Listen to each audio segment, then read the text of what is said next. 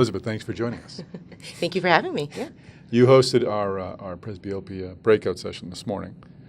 Give us a quick rundown on the session itself, but also the presbyopia space. I mean, it's become a fascinating and a growing field, and as for someone who is in desperately need of new technologies to correct their vision, I'm anxiously awaiting some new options. Sure. Presbyopia as a space, I mean, we've been very fortunate in terms of the lens-based approaches and the different options that have become available over the last decade. And so we wanted to take this breakout breakfast session and really looking at, the newer technologies from the corneal perspective, because we really didn't have so much of that before. It was either just kind of a blended vision or creating a corneal multifocality, and that's somewhat limited, Sure. So we were so fortunate. Yari Mitchell, who's the Vice President of both Medical Affairs as well as Business Strategy, and then Sarah Cannon, who's the Vice President of Global Marketing, and then Dr. Bill Wiley, who has just a phenomenal practice in this space as well as just a great practice in general, to have them kind of give us a real good overview and get into a gritty discussion on the technologies that are being offered. It's really interesting. So presbyopia in general, I mean, I was surprised to find out that based on Market Scope data, as of 2013, there are over 110 million Americans that are presbyopic. And by 2020, from a global perspective, it is going to, boom to almost 2.1 billion worldwide that are within the presbyopic space, right, or presbyopic age group. When you look at that and you think about there's so many of these people who would love to have a surgical option to help them because this is really a very ubiquitous refractive error that everyone is going to suffer from. And that prime group seems to be that 45 to 55, 57 in my own practice. 40 to 45, it's kind of tough to talk to them about adding a presbyopic inlay because they're just starting to notice that maybe here they can't see. And we're in firm denial, too. Right. It's not going to happen to me. Right. Just don't even talk about it. Yeah. And the patient that's going to really notice it is the one who's like, I just bought +1s and now they don't work, and where are they? Because you don't need them all the time. So there's a sweet spot there. But what's really important to note is that as a group, if you are going to grow a presbyopic practice in general, I mean, these patients need to be treated a little bit differently. The evaluations, it's almost like an ultra luxury line in your practice. There is no tolerance for the above 40 business person who's coming in. They do not want to wait. They need to be treated with kid gloves. And then certainly they're already in that group where they're going to experience more dry eye disease, which can affect outcomes. So, there's a lot of different considerations, but it's exciting to know that there are more options. Are they coming to you informed? So, I mean, patients now, before they see their doctor, they're on Google and they're finding out, they're diagnosing themselves before they even get there. Yeah. Are people coming to you and asking you directly about these new technologies that are just getting FDA approval? Some yes and some no. I mean, part of it is we have been also doing a marketing push because we want to get those patients in. The toughest group, I think, is the presbyopic emmetrope. So they see great in the distance, both eyes. I mean, generally speaking, they're anywhere from like maybe a +50 to a -1/4.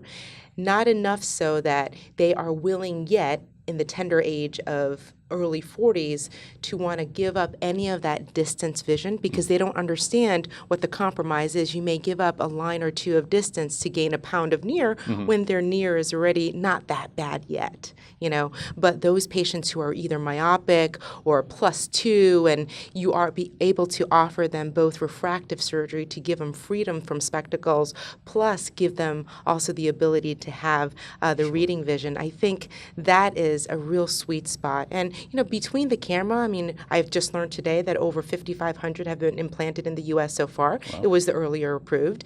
And then with the raindrop to date, I mean, it's only been approved, for less than a year at this point, and 1,200 to date have been implanted domestically. So the market penetrance, it's not, I thought it wouldn't be quite as much of a pickup, but there are over 100 practices that are already implanting the raindrop, and more so with the camera. So, I mean, those who have more of a LASIK type of practice where the foundation is set up, there's a lot of cross-pollination that can occur. And I'll tell you for myself, just because we are now focusing and trying to get our inlay practice to take off, it actually has grown every segment of my practice. I've done more lens exchanges for my patients. I've done more monovision for my patients. patients. And just even distance LASIK, I mean, more and more patients are just coming in because maybe from that focused marketing that we're doing. But I just think that it really resonates with that 45 to 55 group. So they come for the presbyopia and they stay for the next thing. The Right. LASIK. Yeah, and I'm a nice person. Well, of course you are. Yeah, that's clear.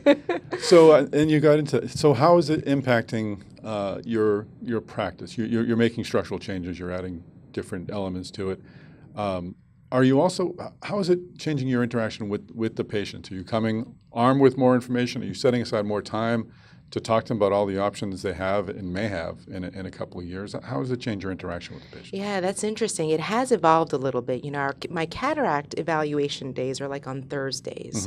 And for those days, I have 15 to 20 minutes per cataract evaluation, just so that I can stay in the zone, because it's hard to go back and forth from significant pathology with my heavy pathology cornea practice to talking refractive and cataract. So similarly, LASIK, we gave 10, 15-minute spots, but now doing a wider focus on the presbyopic group. So for myself, I only do LASIK on 40 and older, and I've kind of segmented my practice to really harness and kind of champion that part, and then we'll open it up to other surgeons. But we want to make the launch quite successful, so I want to be able to really garner that experience, and then our other refractive surgeons will take it on. But just like you said, a lot of them are coming informed, and they know about the side effects. They also know about potential complications, and it's, especially because I don't have much experience with it yet, to mitigate the expectations with a new technology and the potential explantation rate, which is quite low at 3%, but still, to take someone who has no problems with their eyes, quote unquote, minus the presbyopia, and then giving them this talk, sometimes not as many people are picking it up. Like I said, those who do have a refractive error and want to do something altogether, those are the patients who have been more excited about the technologies. There's a few things we have to do properly. I think the AccuTarget has been great. I'm not a consultant or anything. It's just a phenomenal device. The OSI, which actually simulates the quality of the image, that through the patient's non-dominant eye, which is what we're taking it off of, it gives me a really good sense of if this patient should be getting a cornea technology at all, or if that OSI, if that scatter index looks like they're not a great candidate because the quality of the image is poor, then I know that refractive lens exchange is a better option for them. And I've been really surprised at how accurate it is. So I'll see a really poor OSI before I walk into the room for a patient from the AccuTarget, and I look in and they have two central vacuoles. Two little vacuoles in the lens. You think, they still have 20/20 vision. It's not that bad, but it really does diminish the contrast sensitivity and quality of what the light rays are doing when they go into the eye and how they're being refracted and diffracted once it goes into that aberrated optical system, with the lens changes. So I think that diagnostic component is really important. I also think letting everyone know you're going to have dry eye, and your sweet spot of when you're going to really experience the most amount of near, it's not going to be right away necessarily. It's going to take a few months, and I'm going to in fact start you on dry eye therapy even before we go into surgery, simply because you're going to be dry, and that's going to lead to visual fluctuations. And then I think we're very fortunate to know that mitomycin C can help mitigate the potential haze that happens in the cornea. So again, reducing any potential complications and optimizing outcomes post-op. Is bringing these sort of technologies into your practice, is it expensive? Is it becoming too expensive not to do, but is it a challenge to finance these sort of acquisitions or additions? Yes, Yeah. and yes. Yeah. It's a challenge for anybody, certainly. Now it's nowhere in the same range of what LASIK lasers and the excimer plus the femto cost, but it is still a capital investment, certainly. I do think that if you are already a refractively minded practice and you have some of that already set in place, then it's not too much of a capital investment or not too much sticker shock to the system. My true personal feelings on it, though, are because the camera inlay is a great EDOF pinhole kind of optic that is best served in patients who are a little bit myopic, versus the raindrop is for the slight hyperope, upwards of +1. So there are different patients. So if you're going to incorporate inlays, you kind of need to consider incorporating both in order to really be able to offer the true offerings because they both have their benefits. Sure. Interesting. Final question. You're one of the young leaders in ophthalmology. We're talking about all this flood of new technologies coming in, new products. What do you see happening in the next 5 to 10 years? It must be a very exciting time to be part of this specialty.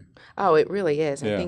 I think the refractive space period, whether it's lens or corneal, my prediction is, and I could be totally wrong, I still don't think we're going to have a perfect accommodative lens. I think the holy grail, which is to really truly correct the loss of accommodation from a lens-based approach, that is going to be ergonomically easy and familiar for surgeons to do, that's still going to take a bit. And we've just seen that from past experience thus far, how long it's taken technologies to actually get approved. I think we will in 2 decades. I'm not sure if the next decade is going to come up with that perfect answer. But it is exciting that there's things like pilooxy and pharmacologic approaches, as well as scleral approaches, that there are going to be better options that we can use to help serve our patients, especially in that group before they need lens-based surgery. Excellent. But truly, we have great lens-based options, and it's getting better. It's a great time to be doing this, right? Yeah, absolutely. Great. Well, thanks for joining us today. Thanks.